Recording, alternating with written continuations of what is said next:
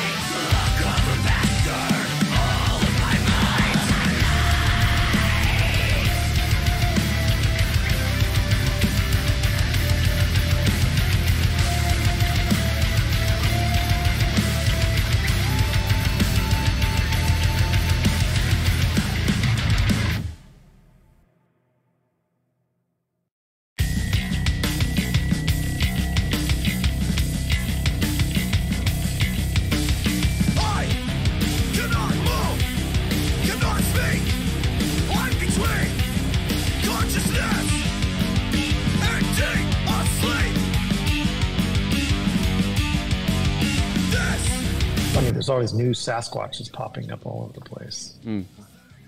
That's the beauty of being in a band. All right, I'm going to do the intro, and we're going to get fired up here. All right. Hello, everybody. Thank you for being so patient. We're having some technical difficulties. We are going to be missing a member for a bit. His internet was not kicking in. It was not feeding into the program. But thank you all so much for joining us. I'm natetrash. This is Trash Talk. We got Ryan in the green room with Sasquatch. We're 2 out of 3 members of Sasquatch. And we got Cass and we got Keith. And super stoked to have them. The Electric Highway Festival is happening at the end of March. These guys are headlining. It's going to be great. Thank you all for tuning in. As always, this podcast is founded and broadcast from Treaty 7 land, part of the Blackfoot Confederacy. We acknowledge the original caretakers of our land. Also, sponsors, Obscene Productions and Prairie Fire Productions. Prairie Fire Productions Edmonton for all your one-stop shop for all your production or like band equipment needs. Obscene Productions, video shoots, photo shoots, any sort of multimedia, get a hold of Obscene Productions in Edmonton. Lee will help you out. And Electric Highway Festival this year as well. We will be out there shooting vids, and we will be out there hanging with bands and hopefully getting some interviews. Once again, thank you guys for joining us. Let's jump into the show.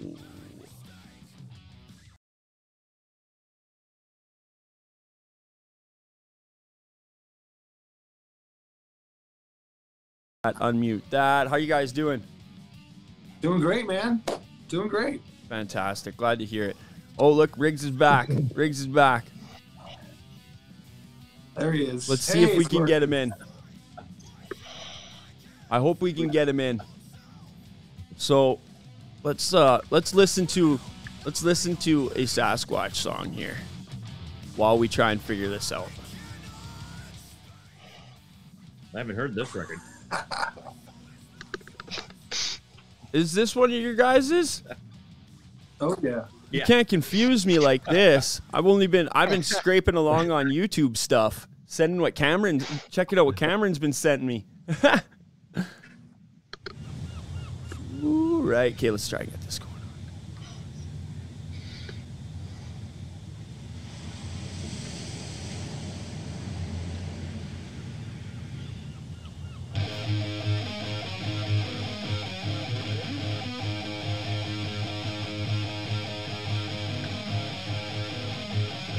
It sounds familiar. Ah, it worked.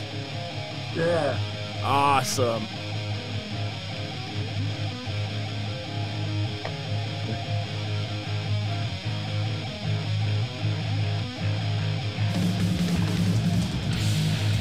Ooh, okay, so we can start chatting now. Why don't you guys introduce yourselves, starting with Keith? Hey, Keith Gibbs, guitar, vocals. Cass, go next. Riggs. Cass, bass player. Awesome. Logistics. Come on.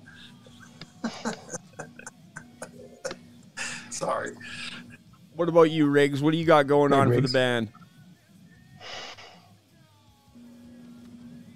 Oh, he's. Uh-oh. That's my I think mistake. he's- I don't know what's going on with his volume here, but we're going to figure it out. I'm Riggs, drummer.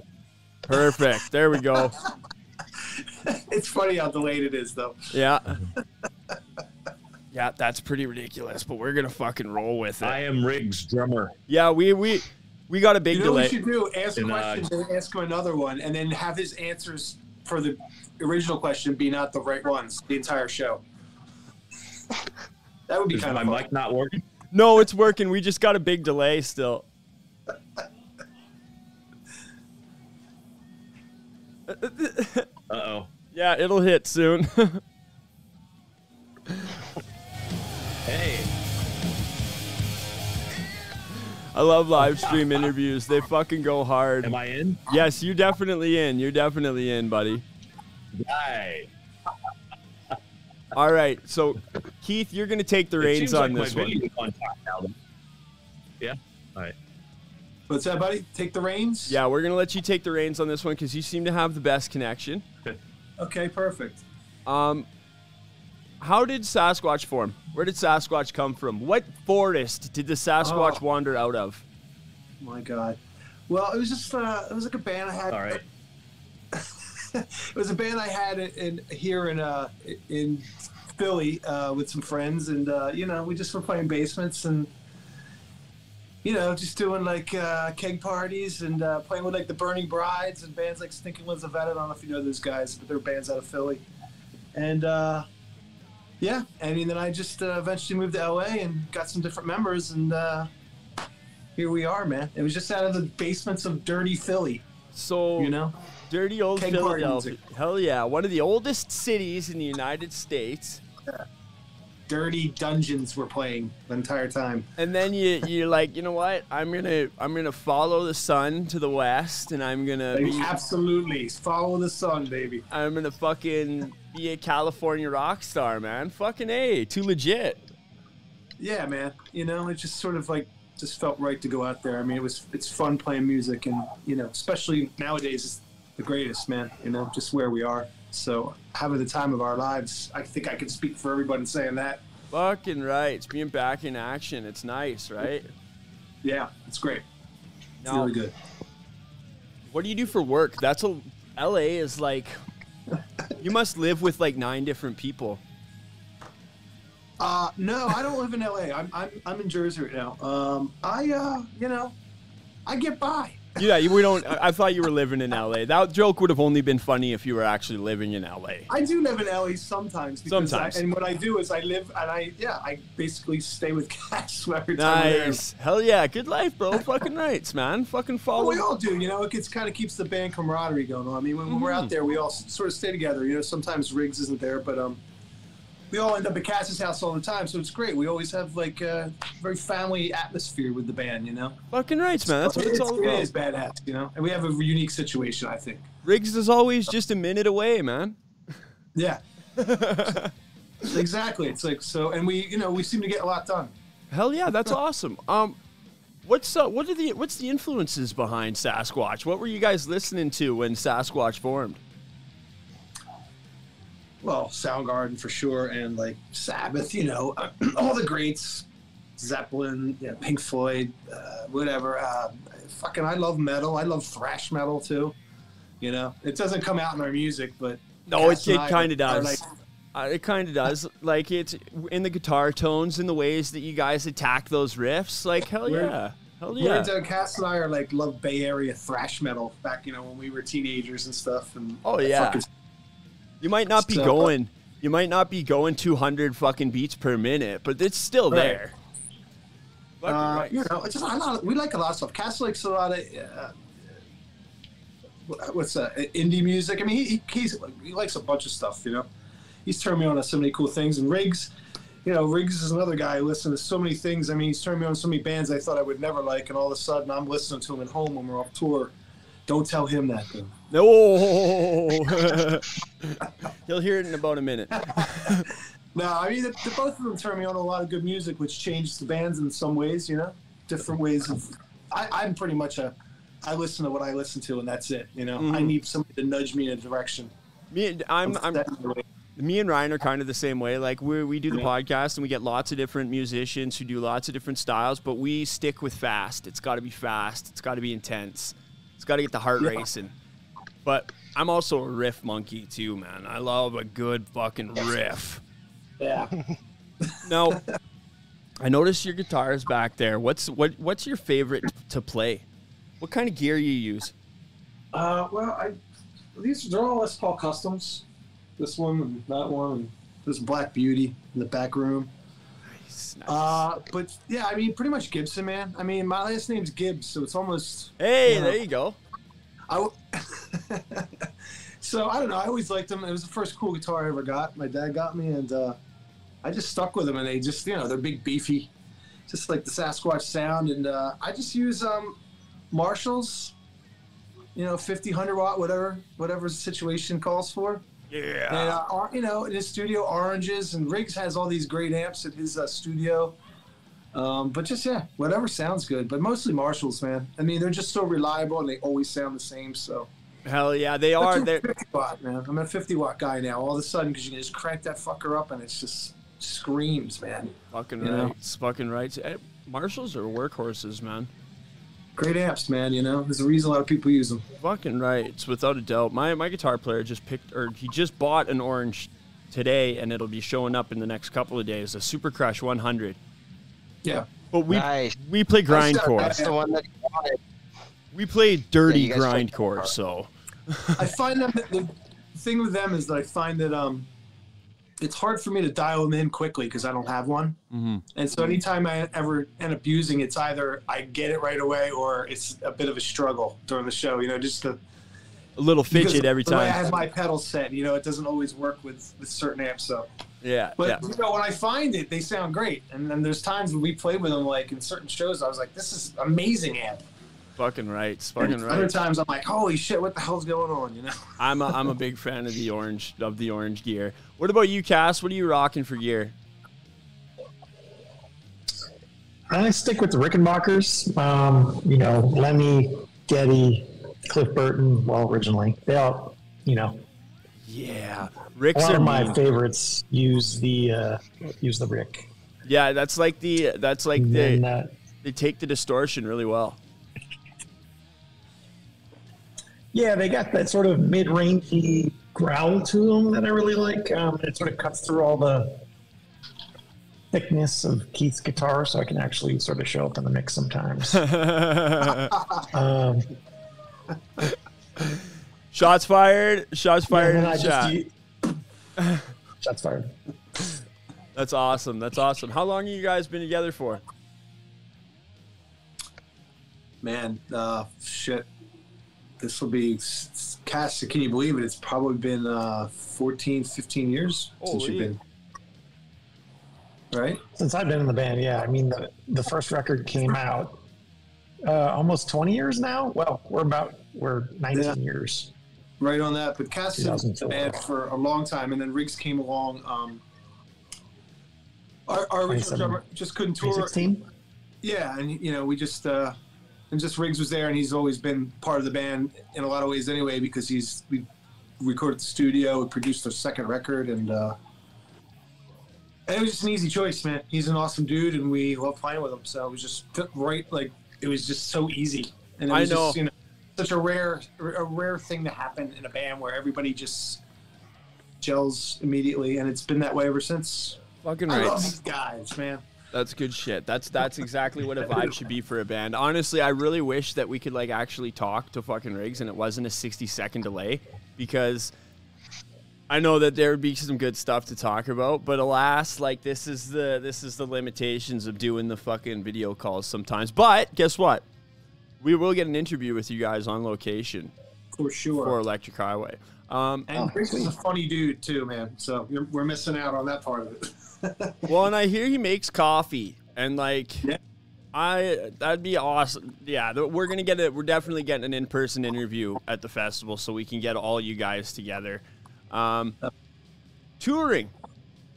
Touring. Where's your favorite region in the States to tour? I'm all about regional touring right now. And the States has lots of diversity when it comes to regional touring. Like, you can hit lots of shows in the States without having to drive the way you got to drive in Canada. So where's your favorite areas to tour in the States? Man, kind of put you on the being spot. in Texas, man, you know, like, it's just, there's so many, I hate to be, it's almost a cop-out. It's like, there's so many things about each place you're at. You know, we love Texas because we have a lot of friends there. You know, we go to New York, it's great, and Boston, because we have a lot of friends there. And, you know, like Chicago, just certain place, Denver, or like, I don't know. It just everything has its own little quality to it, you know. But I specifically like Texas because I love eating barbecue. So. Hell yeah, man. That's the third coast. That's a no-brainer for me. Yeah, that's the fucking third coast. Hell But yeah, it's true. man. Every place has its charm, you know, and I really mean that. It's not a bullshit thing. It's just different, you know. There's so many different things. You know, the States spans so many things. Deserts, mountains. Yeah. You know, we're on the coast. It's like, so everything is, you know, flat as being the flattest part of the world for a week or 3 or 4 shows. You know, in the middle of the country. So, but it's all cool, and people are great everywhere. You know, people are so great at our shows. You know, we have no problems, and people are very happy to support us, and you know, it's great. You guys rock. You guys rock. And from the videos and stuff I've seen, like, you guys know how to get people going, and you know how to put on a show. And like, I'm really stoked for Electric Highway because Cam's been working really hard on this fest since before COVID, and like, he's kept it going. He's kept the spirit alive, and he's kept the communication up. And to see it all happen this at the end of the month is going to be awesome because it's going to be fucking Riff City, man. It's going to melt the walls of Dickens. It's going to be sick. I'm very stoked. It's a long time coming too. You know, this has been planned for a few years that it's supposed to happen. I believe that's the same one. Correct, it is. Cass? It definitely is. Yeah. I'd like to thank the chat for being so patient with all of our technical difficulties. These things happen sometimes, and you know, sometimes they're totally unavoidable. And thank you guys for being such great sports about it too. Riggs, I really wish we could chat, but I just know it would. Oh man, we're gonna figure it out and get you on. And super stoked. Do you guys have like a sexy boogie van that you tour in? Kinda. Yeah, you do. It's sexy to us. Hell yeah. Can you really? No, we have a Sprinter, man, that we got a few, I don't know how many years ago that Cass got, and it's great. You know, it's for the 3 of us. It's super comfortable. Yeah, it's just great.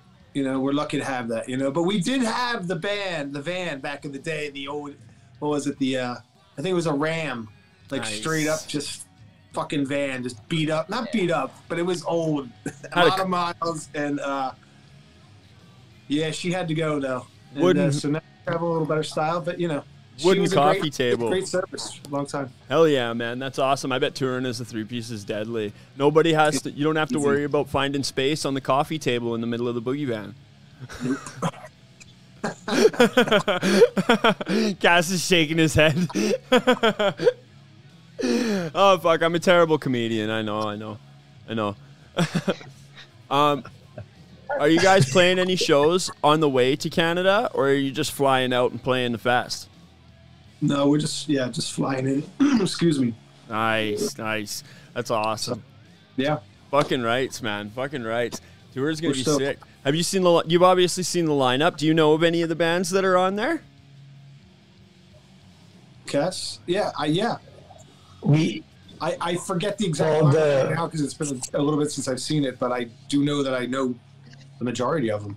Fucking stoked. It's gonna be a family reunion then for you guys. Yeah. Well, we met some good friends who were up there last time. 4 or 5 years ago it was. Oh yeah, fuck man. I think 2019 was the last one because 2020 was when everything got canceled. Right, yeah. What a nightmare. So, yeah. Fuck. What a nightmare. The before times. Jesus Christ. Fuck.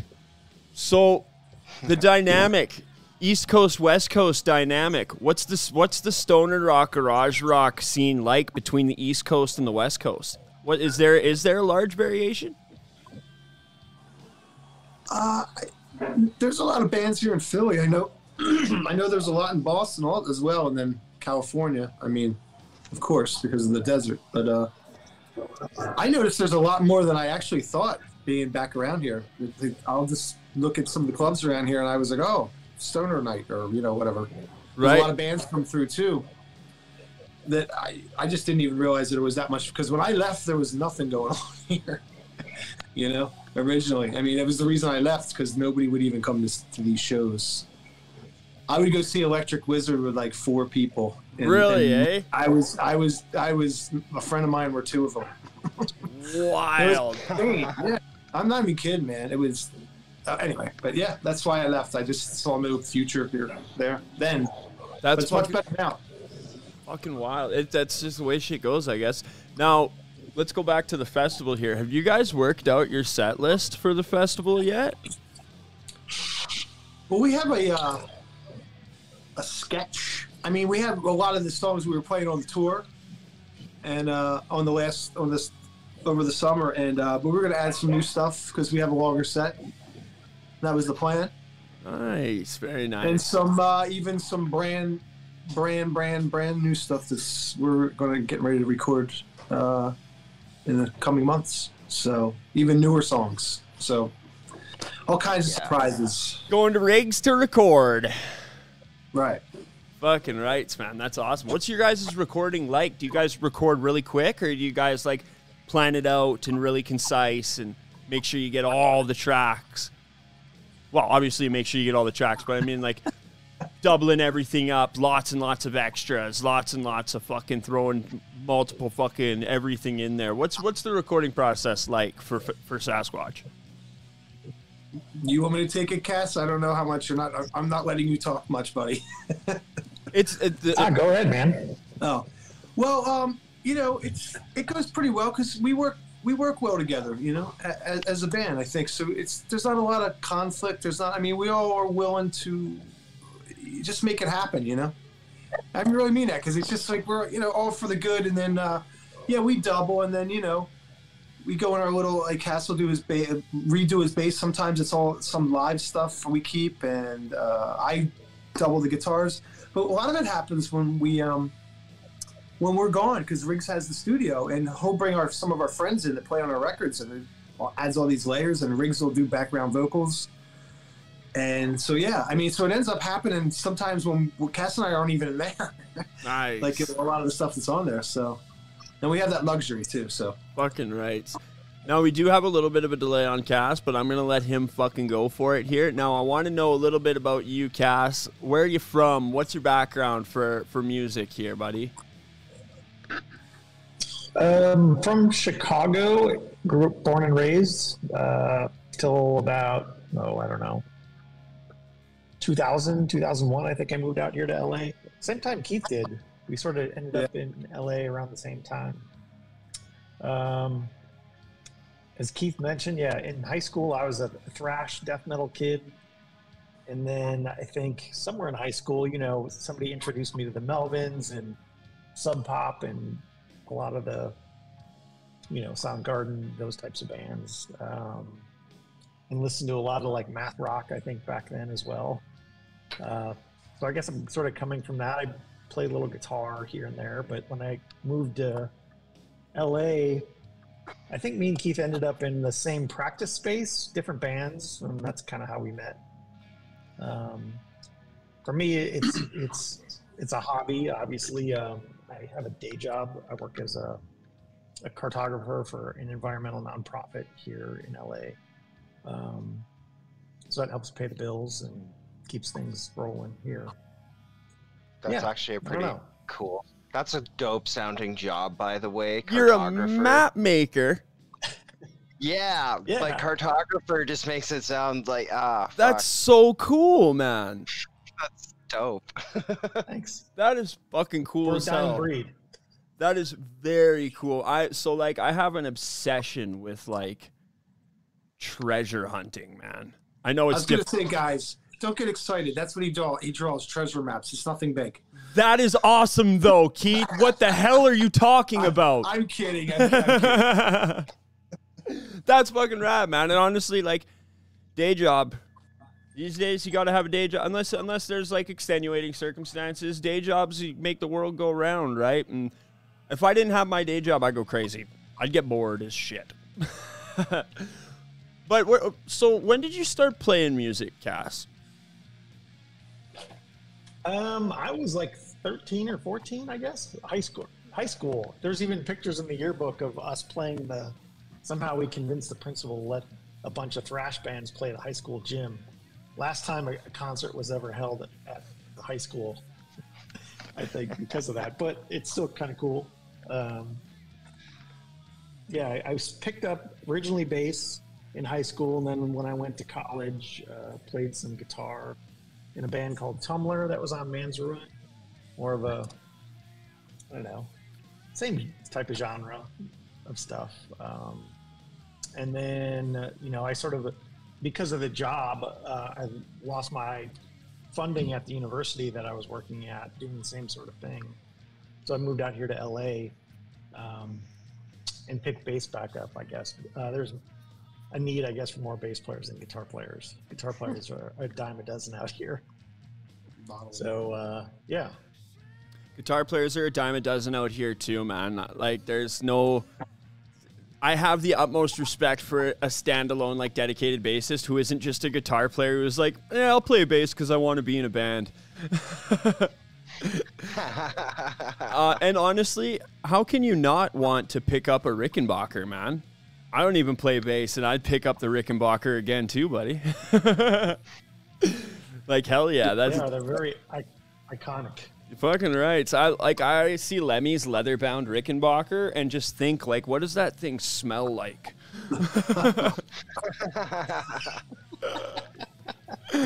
Oh, man. Probably death. Yeah, fucking probably. Probably smells like things that you don't even can't even comprehend. So much whiskey and flat coke, it would drive a normal man insane. Yes. Fucking right. One can only imagine. Fucking right. Did you have a sick vest and everything too, He does. You do? I do. I got a sick vest too, man. I got two. I got a leather one and I got a fucking denim vest. Yeah. Oh yeah, fuck yeah, man. Full of patches and everything. Fucking right, buddy. I still fucking rock it. Same with me. I got multiple vests that I've like organized into like genres. So I have like a nicer leather vest that's got a lot of like thrash and heavy metal bands, and then I have like an old leather jacket, like an old biker leather jacket that I cut the sleeves off. So that's like my punk rocker vest. So all the punk bands patches that I get from local shows go on there. Yeah, fuck yeah. I just bought a sick new Morbid Angel hat today. Huh? Fuck yeah. Nice. Speaking of that, Keith, you got specific like stage clothes that you like to wear, or are you just one of those guys who just pulls up and plays? Yeah, I mean, you just pull up, man. I mean, I just ask because I know, like, I see a lot of the stoner rock bands. They got, like, my buddies in Flashback here in town. They're amazing. They got a music video coming out soon.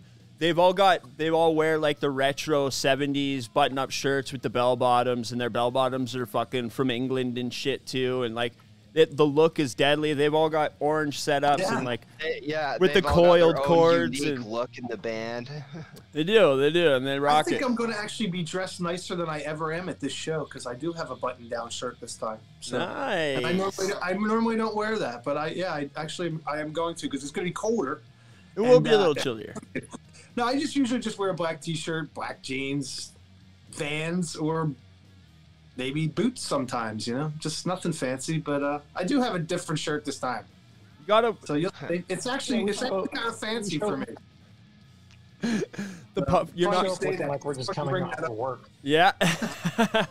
The power of buttons, right? Most of my shirts have the sleeves cut off, or it's like a band shirt or something like that.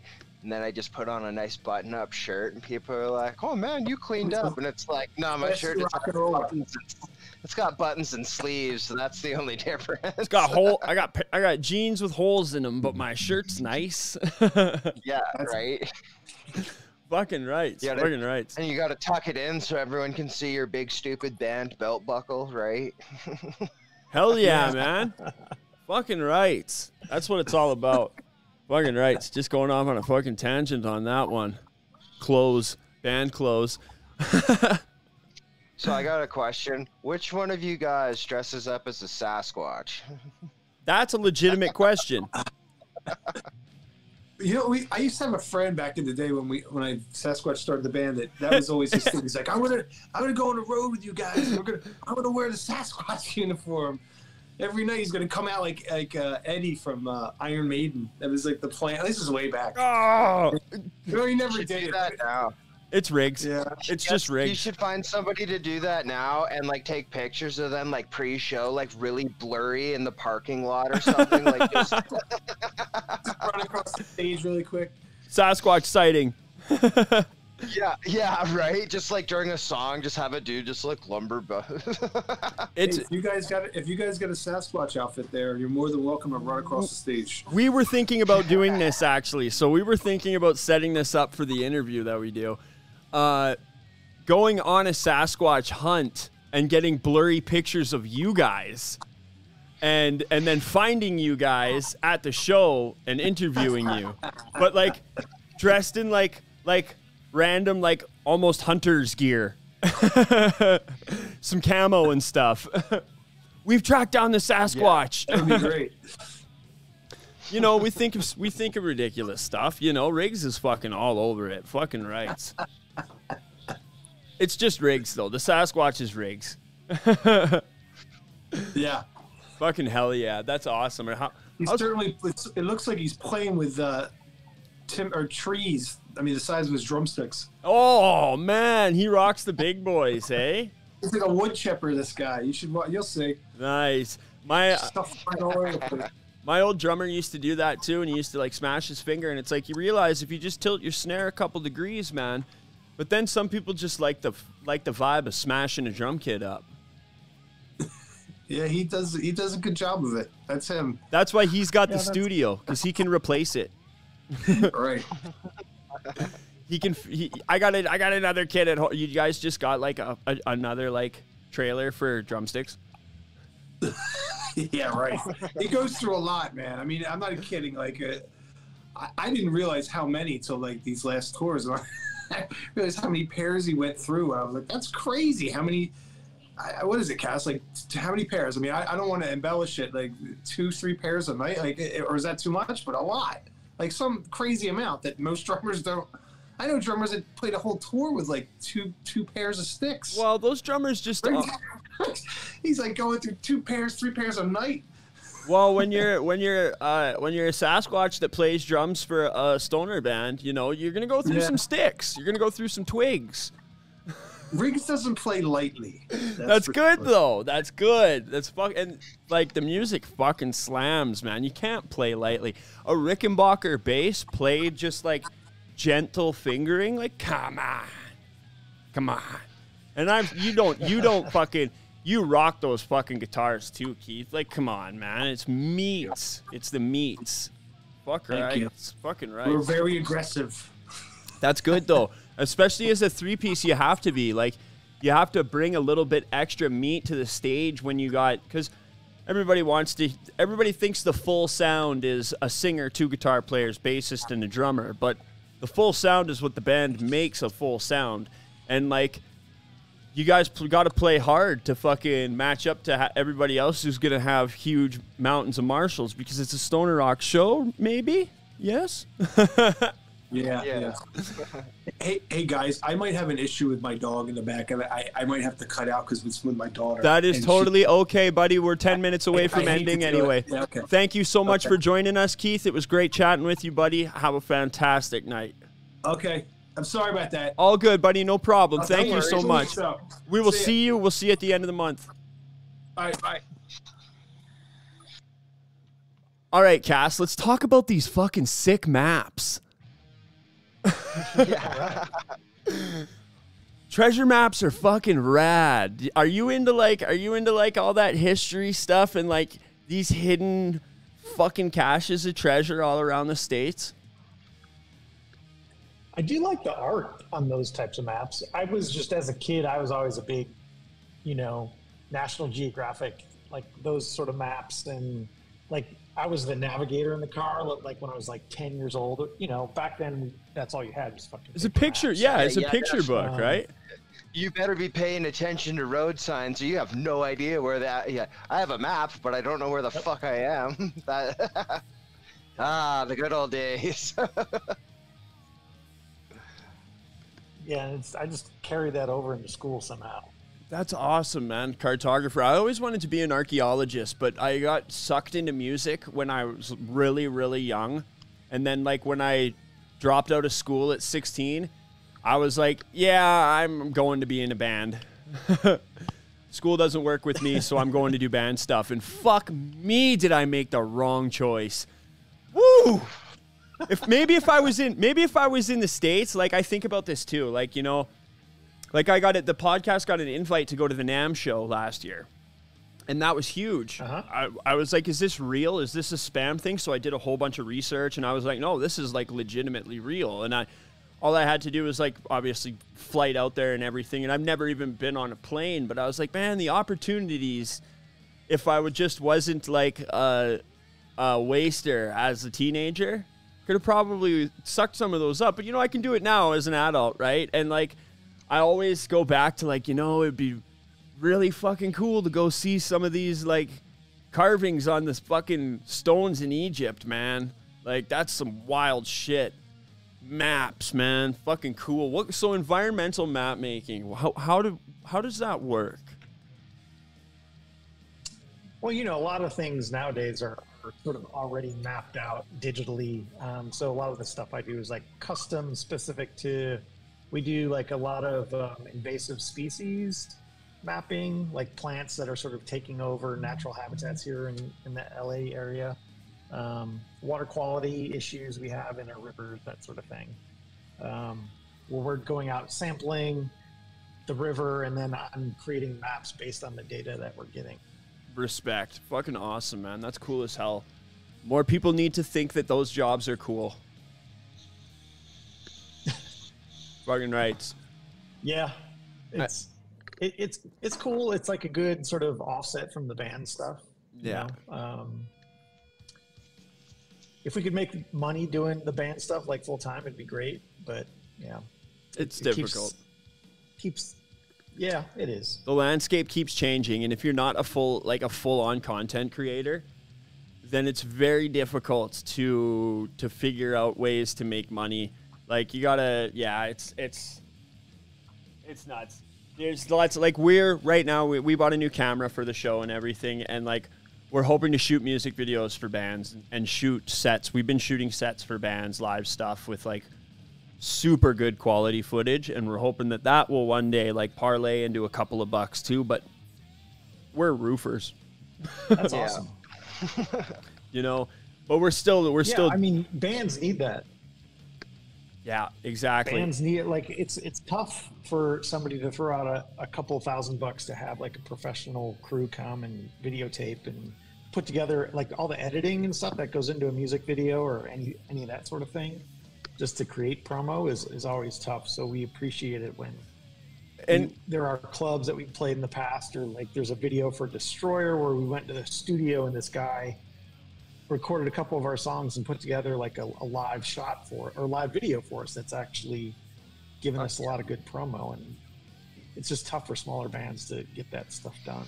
Well, and it's tough to the point where smaller bands think that it's not even worth it because of how much it costs. Because they know that much money to put into one thing, when they can put that money into merchandise, they can put that money into booking, they can put that money into so much other, they just don't think it's valuable. So we're trying to bring it to these bands for free at first. Like we shoot 2 songs for every band we go and see. We shoot 2 songs for free, and then they don't even ask for the footage. I post it to my YouTube channel, and then I send them the links, and then they don't even ask for the footage or anything. And it's like, you guys can use this. Like, I tell them, like, hey, if you need this, just let me know. I can cut it up for you. I got a vertical editor. I can edit the vertical footage for you. And they just don't. And then they're like, oh, it's so That's hard. super rad. Yeah, and then the bands are like, it's so hard to break into this scene. It's so hard to break into this scene. It's so hard to do this. And it's like, well, you need to do just a little bit more than what you've already been doing, obviously. You know? You got to look at what the bands that are getting the shows and doing those things are doing, and then you have to do that. And it doesn't always take a whole bunch of money. Sometimes it just takes the patience and the focus to learn a skill and then apply that skill. And 2 years ago, I was sitting in the corner, like talking into a Zoom recorder that was plugged into the USB in my computer, and that was it, you know? And because I knew I had to do it. And now we're making moves. We're doing better shows. We've got sponsors and stuff. And like, we're interviewing bands like you guys, you know, and it's because we put in consistent work, and I learned what needed to be done in order to get my stuff to a larger audience. And video is a big part of that, because that Destroyer video is sick. And that's like exactly what we're trying to aim for over time. You know, we have access to the space for that. It's just, we need to get a couple more lights, and we need to find a good band that's going to be willing to do it. And, you know, it's to pull it together, and it's very, very valuable, especially now that the internet is not doing anything for creators unless they're making videos. Yeah, exactly. Like, static is dead, it seems like. Well, yeah, man. And it's the thing with being in a band now is you gotta offer more to being in a band than just being in the, well, at least in our case, for the type of music that we play and our location, because we're Calgary, Alberta, Canada, right? We're very spaced out, very sparse, but it's slowly growing. Right. Slowly growing. Lots of cowboys. Lots of, and Edmonton's not too far away, right? It is about 4 hours. But so 4 hours. Okay. Yeah, so we have Medicine Hat, which is about 3 hours away to the east, and then we have Edmonton to the north, 2 hours. But on the way to Edmonton is Red Deer, and then which is like an hour and a half. It's pretty much dead center. And then we got Okotoks and not Okotoks. Nobody's playing shows in Okotoks. We got High River, where there's some shows going on, but that's an outdoor stage, so shows only happen there in the summer. Shows are sparse, but we're starting to get some better bands coming through, and the bands are used to making the drive. Like, there's bands making hour and a half, 2 hour drives for $150 all the time and just loving it, because we understand that, a lot of us understand that there's a business behind it, and it's not all going to happen overnight. And like, we got big bands here too. We got a band from Grand Prairie signed to Nuclear Blast. And fuck yeah. My friend's band Wake is signed to Metal Blade Records. So like, there's opportunities out here, but it's a lot of work. And that's why I was saying to Keith before, LA, somebody with the charisma and like the nitpicky ability to talk and create like communication with people, I could just eat up so many opportunities in LA. And like, but I love where I'm at. I really do enjoy where I live. I'm kind of scared of the States, because the only media that we see from the States that comes like on like any sort of news, commercials, whatever, it's always just bad stuff. It's always just bad stuff. Doom all the time. Yeah, it is. Or politicians arguing, right? But like, I got lots of friends in the States, and I know that you're not gonna get caught in a mass shooting every time you walk outside your door, right? But if you watch the news before you go on vacation, you're definitely gonna think that. Oh yeah, everybody's just firing guns into the air all the fucking time. Yeah, pretty much. I think that's what Keith had to do. Keith had to go see his dog and make sure his dog knew that he still had his gun on him. It's just like, oh, it's almost 8 o'clock. Time for the like daily fucking mag dump into the sky. That's the national anthem for America, right? It is. And that's like, obviously it's up here in Canada, we just like, you know, every day at around right before you go to bed, you just drink like 3 quarts of maple syrup. and then you make sure you slap your beaver on the tail. Yeah. Yeah, you slap your beaver on the tail, and then you make sure you pull the ice block in front of your igloo, and then you tuck yourself into your animal skins, and you go to sleep for the night. It's quite nice. Yeah. As you can see, what's that? As you can see, igloo technology has gotten great these days. Like, yeah. It's a lot more spacious. Last time we were up there, like, there's a lot happening in Calgary. I don't know. We enjoyed our time up there. I like that it's a small big city. Like it's it's a big small city. Yes, both. Like both. It's got a nice low key vibe to it. There is lots going on. We get like LA is pretty hectic, you know, and it's huge and massive, and yeah, there's things that drive you nuts about like even just driving. I was going to say that. So what's your favorite part about LA, and why is it the commute? Well, I'll tell you, the COVID, thank God, like the working from home and that sort of things sort of saved a lot of people's sanity. But yeah, the commute is brutal in LA. It's just, you know, even with 8 lanes, you could add as many freeway lanes as you want and they'll still fill up for some reason. There's just a crazy amount of people, man. What drew me to LA was work. And at first, because I was coming from a small town in Illinois, I'd been living in like a small college town, a few hours south of Chicago for 8 years. And when I came to LA, I was like, wow, this is nuts. There's a lot of fucking people here. Yeah, a lot of people. And you're always late to meetings or doing whatever you're going to do. People don't want to drive 20 minutes because they have to sit in traffic. But the weather sort of sucks you in. The sun, you know, 360 days out of the year. The fact that you can go to the beach and then go snowboarding up in the mountains within like 2 hours of each other. Yeah, I like that. Lot of, that's like you said, all the music, culture. It sucks you in. It's really the sun though that really, like, I don't miss the snow. I can still go snowboarding when I want. I don't have to shovel shit like I did back in the Midwest. So the sun in the Sunset Strip, baby. God damn it, Cass. Damn it. It's a year to get used to it, but I love it. Yeah, well, at least our traffic isn't that bad.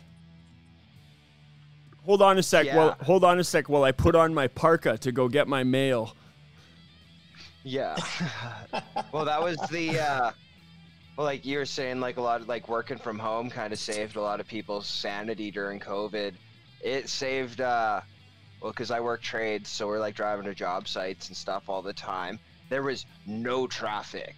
Like to drive anywhere in Calgary was just like, oh man, we got here quick and saw like two cars. It was awesome.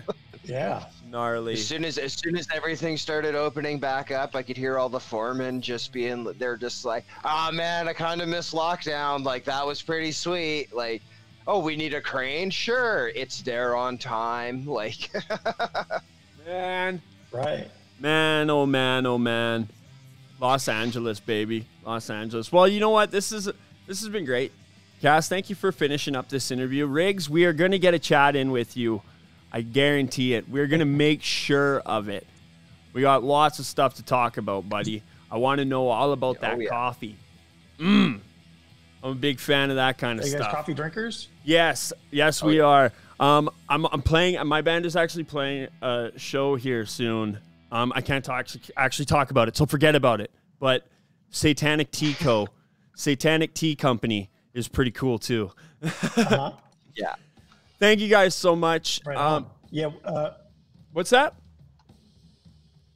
Oh, I was going to say, well, because Riggs, so he's a roaster, so we'll have to bring you guys some beans. Yes, bring me the bean, Riggs. Bring me the stoner brews. Hell yeah, buddy. I'm all about it, man. I'm fucking all about it. I love that kind of stuff. Very excited to meet you guys in person. Super excited to see you guys play live. Yeah, man. Thank you guys so much for dealing with the technical issues with us. Thank you, Riggs, for being such a good sport and sitting there quietly and enjoying it. I really appreciate your presence, even though you couldn't talk. Sometimes technical issues, you just can't get over them. Cass, thank you so much for jumping into. The guys said you were in a meeting beforehand. Yeah, no worries. I know how hectic things can get during the week, so it's greatly appreciated. Can't wait to meet you guys in person, and we hope you have a safe trip up here. Yeah, looking forward to grabbing some beers with you guys. Fucking right, man. Fuck yeah. Fucking right.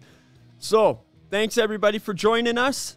From Trash Talk with Nate Trash, from Cass and Riggs, from Sasquatch, from Ryan Obscure. This has been another episode of Trash Talk. Have a great night. We'll see you guys on Monday. Cheers.